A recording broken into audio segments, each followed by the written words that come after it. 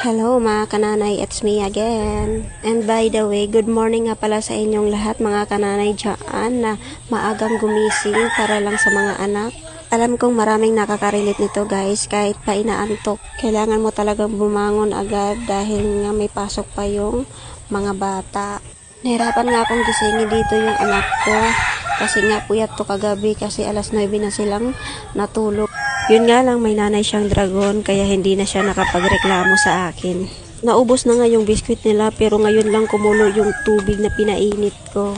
Pagkatapos ko nang magpainit ng tubig guys, tinimplahan ko na sila ng kanilang Milo. Hindi nga lang nakita sa video kasi nga hindi pala siya naka-video guys. Akala ko naka-video na, yun pala hindi pa. Yun. Nagsaing na nga yung kapatid at nag-request nga sa akin na ako na lang daw magluto ng daing. Gawa nga ng malilit na siya guys, kaya ako na lang pinaluto niya.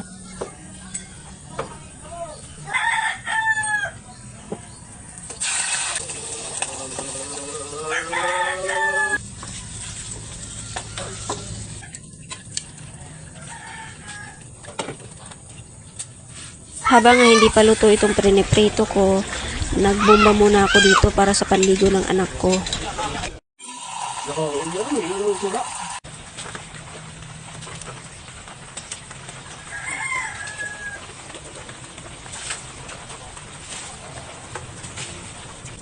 Pagkatapos ko nga gawin yung mga gawain ko doon sa labas, kaya ito naman ako, nire-ready ko naman yung susuotin ng anak ko. Marunong na nga yun guys, maligo mag-isa kasi nga ayaw niya magpaligo sa akin, kaya hinayaan ko na lang siya na mag-isa na lang siyang maligo. No lapis. Why did you want to? Ibinigin.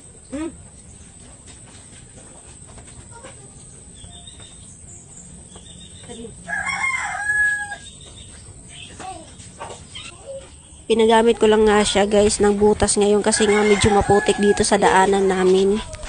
Paano ba kasi guys, panay ulan dito sa amin kaya maputik yung daan. At pagkatapos ko nga asikasuhin guys yung anak ko, ito naman ako sa mga gawain ko. Buti na lang pala nandito yung kapatid ko na naghahatid sa anak ko. Sinasabay na lang niya sa pagpasok niya sa school. Ay social, English yan ha.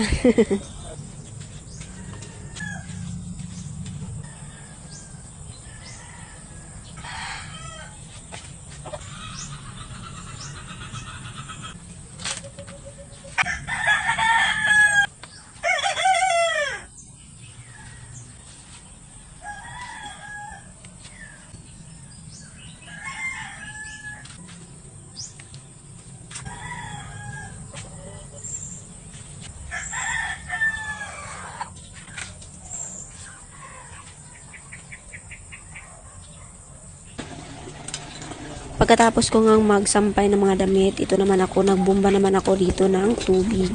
Gagamitin ko nga to sa pagbanlaw sa nilabhan ko kahapon kasi nga hindi ako natapos sa pagbabanlaw dahil nga panay ulan dito sa amin. Hanggang dito na lang guys. Thank you for watching.